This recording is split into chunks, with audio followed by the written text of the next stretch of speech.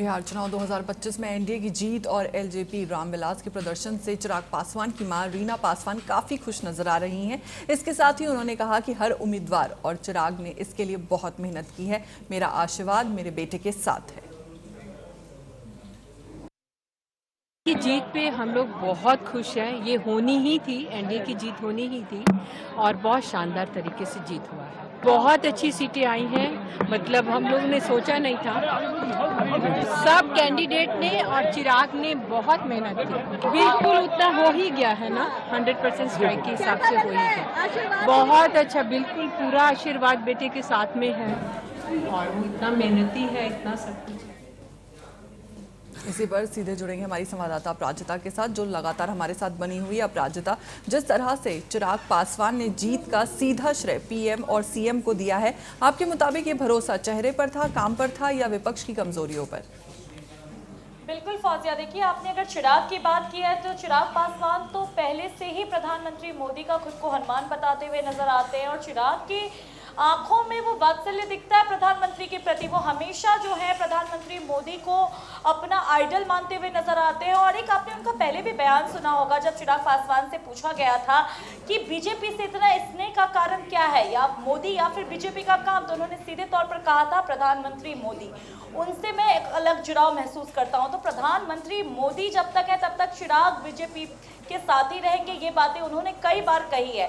इसके अलावा चिराग पासवान जिस तरीके से लगातार सारा श्रेय जो है प्रधानमंत्री मोदी और सीएम नीतीश कुमार को देते हुए नजर आ रहे हैं, तो ये जाहिर सी बात है कि वो पार्टी के ही एक हिस्सा थे, गठबंधन का ही एक हिस्सा थे। और जिस तरीके से बिहार की जनता ने प्रचंड बहुमत के साथ जीत दिलाई है, उसके लिए वो पूरी तरीके से कृतज्ञ हैं, धन्यवाद देते हुए नजर आ रहे हैं बिहार को।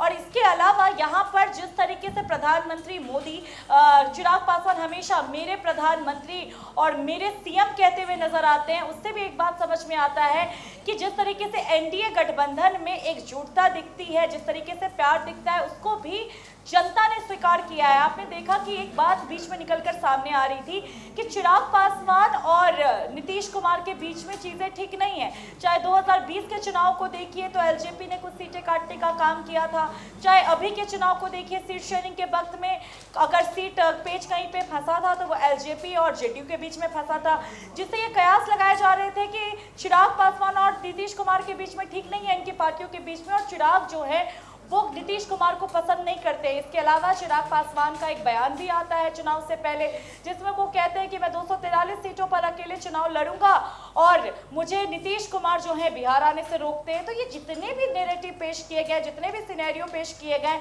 अब जब जाकर बिहार का चुनाव हुआ है और एक बहुमत के साथ एनडीए जब जीत हासिल की है और चिराग लगातार इसका श्रेय प्रधानमंत्री मोदी और नीतीश कुमार को दे रहे हैं, तो ये एक सराहनीय कदम है और ये एक एकजुटता का है। और इसके अलावा चिराग पासवान ने लगातार उन हर एक पॉइंट को उठाया है जिसके बेसिस पर बिहार की जनता ने वोट किया, चाहे वो एमवाई समीकरण की बात हो जिसमें उन्होंने मुस्लिम यादव का जिक्र नहीं करके महिला और युवा को इसका भागीदार बताया है और साफ तौर पर कहा है कि महिलाएं जितना मायने रखती हैं उनको दिल से शुक्रिया, युवा भी उतना ही मायने रखते हैं, और रोजगार की भी बातें कही। इसके अलावा चिराग ने सीधे तौर पर ये बातें कह दी हैं कि किस तरीके से 90 के बाद जब 2005 में नीतीश कुमार की सरकार आई थी, उसके बाद से बिहार की जनता ने आरजेडी को नकार दिया था, यानी कि विपक्ष को नकार दिया था। बावजूद इसके अगर वो चुनाव लड़ते हैं ये उनकी बात है, लेकिन बिहार की जनता ये बात बहुत अच्छे से जानती है कि किसकी सरकार बेहतर है। तो लगातार चिराग पासवान का यूं इस तरीके से बयान आना, प्रधानमंत्री मोदी के फेवर में आना, ये आश्चर्य की बात नहीं है। और चिराग लगातार सक्रिय भी रहे इस बार के चुनाव में, तो ये देखने वाली बात होगी कि आने वाले समय में चिराग को इसका क्या फायदा मिलता है। लेकिन फिलहाल चिराग पासवान जो है हमेशा की तरह इस बार भी प्रधानमंत्री मोदी के हनुमान के रूप में निकलकर सामने आ रहे हैं और खुद को प्रधानमंत्री मोदी के अनुसरण में ही काम करते हुए हमेशा दिखाने की कोशिश करते हैं। जी फौजिया। जी अपराजिता, एक चीज और, चिराग पासवान ने ये कहा है कि बिहार अब जाति धन की राजनीति से ऊपर उठकर चलेगा, तो क्या आपको, आप जैसे ग्राउंड जीरो पर मौजूद थी, आप लोगों से आपने बातचीत की है, तो ऐसा बदलाव वास्तव में दिखता है या ये चुनावी बयानबाजी है केवल? फौजिया, जिस तरीके के इस बार चुनाव के परिणाम आए हैं वो तो इस बात का जीता जागता सबूत है कि बिहार की जनता ने इस बार जातीय समीकरण को साइड कर दिया है, जातीय बेसिस पर वोट नहीं देकर के विकास के रास्ते को चुना है। क्योंकि देखिए हर एक क्षेत्र अपनी जाति के वोट बैंक से बटा हुआ है। यानी सीमांचल की बात कर लीजिए तो मुस्लिम और यादव का वहां पर ज्यादा वर्चस्व देखने को मिलता है। वहीं अगर आप आ जाइए कुछ बार मोकामा बेगूसराय वाले एरिया में तो वहां पर आपको भूमियारों का वोटर्स देखने को मिलता है, धानुकों का वोटर्स देखने को मिलता है। फिर मगध की तरफ आप आ जाइए शाहबाद की तरफ तो कुशवाहा वोटर्स नजर आते हैं। ब्राह्मणों का समीकरण आपको मिथिलांचल में देखने को मिलता है। तो जिस तरीके से ये राजनीति होती है वो तो बिहार में शुरू से ही हावी है कि बिहार में जातीय समीकरण देखने को मिलता है। इसके अलावा आपने देखा होगा कि जब हम ग्राउंड जीरो पर मौजूद थे तो लगातार वहां पर जो थे सीमांचल क्षेत्र में मजहबी लड़ाई की बात की गई। मुस्लिम वर्ग ये कहते हुए नजर आए कि वो ओवैसी के साथ जाते हुए नजर आएंगे क्योंकि बीजेपी जो है वो मुस्लिम हिंदू हिंदू मुस्लिम की राजनीति करता है। इसके अलावा हर एक वर्ग को, चाहे प्रशांत किशोर की बात कर लीजिए, वो भी पूरी तरीके से मुस्लिम वोट बैंक साधने की कोशिश में लगे रहे और हर एक धर्म का खुद को हितैषी बताया। इसके अलावा तेजस्वी यादव की बात कर लीजिए तो जितने भी नेता हैं उन्होंने वही पुरानी रणनीति अपनाई, यानी कि बिहार में जो जातीय समीकरण चलता था उसी बेसिस पर इस बार वोट मांगने की अपील की। तो कहीं ना कहीं जिस तरीके से विपक्ष को मुंह की खानी पड़ी वो इसका जीता जागता सबूत है कि बिहार की जनता इस बार जाति पाति से ऊपर उठ करके विकास की उस राह को चुनी है जिस पर जो नेता काम करेगा, यानी कि मोहर वहां लगाया गया है जहां से उनको उम्मीद है कि बिहार में विकास होगा, लोगों को रोजगार दिए जाएंगे, महिलाओं के लिए काम किए जाएंगे। तो मिला जुला कर देखा जाए तो बिहार की जनता जो है इस बार जाति पाति से ऊपर उठ करके विकास की राह को चुनकर जी बिल्कुल। अपराजिता चिराग पासवान ने यह भी कहा है कि अब हम सब मिलकर बिहार को आगे बढ़ाएंगे। तो क्या ये एक संकेत है कि अब गठबंधन में ज्यादा समन्वय रहेगा और कम टकराव देखने को मिलेगा?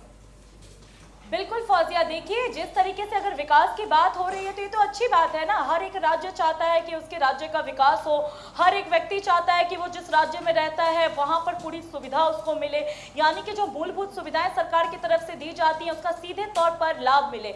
बिहार का भी कुछ ऐसा ही हाल है। जब केंद्र से कोई बजट पास होता है और बिहार तक पहुंचता है सीधे तौर पर अगर उसका लाभ बिहार वासियों को मिलता है तो इससे ज्यादा और क्या चाहिए किसी राज्य को। यानी मिला जुला कर देखा जाए तो जो रोजगार होता है, महिलाओं के लिए काम होता है, बच्चों के वेलफेयर के लिए काम किया जाता है, बुजुर्ग के पेंशन की बात की जाती है, मिला जुला के जितने वर्ग हैं सबको साधने की अगर बात की जाती है तो विकास का एक पैरामीटर सेट किया जाता है। उस पैरामीटर को साथ लेकर अगर एनडीए चल रही है और विकास की बात कर रही है तो ये बिहार वासियों के लिए खुशखबरी ही है कि आने वाले समय में बिहार का विकास होगा। लेकिन कितना होगा, वादों के मुताबिक होगा या नहीं होगा, ये एक बेहद दिलचस्प देखने वाली बात होगी। क्योंकि जिस तरीके से इस बार चुनाव के दौरान भी प्रधानमंत्री मोदी के कुछ बयान को लेकर के सवाल उठते हुए नजर आए। जैसे आपने देखा था कि मढौरा का चीनी मिल का बात किया गया कि उन्होंने कहा था कि आने वाले समय में वो मढौरा के चीनी मिल से चाय पिएंगे।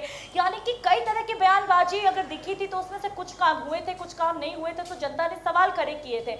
लेकिन जिस आत्मविश्वास के साथ जनता ने इस बार पूर्ण बहुमत से एनडीए को लाया है, मुझे लगता है कि एनडीए भी इस बार पूरी एकजुट हो करके यहाँ पर जो है बिहार के विकास में अपना पूरा योगदान देगी। और सीधे तौर पर जो प्रधानमंत्री मोदी हैं वो ये कहते हुए नजर आए हैं कि अब बिहार का विकास निश्चित है, अब इसको कोई नहीं रोक सकता।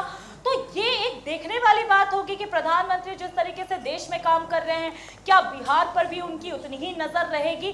फिलहाल तो जनता ने भरोसा दिखाया है और आने वाले समय में नेता लोग क्या करते हैं ये आने वाला समय बताएगा। जी फौजिया।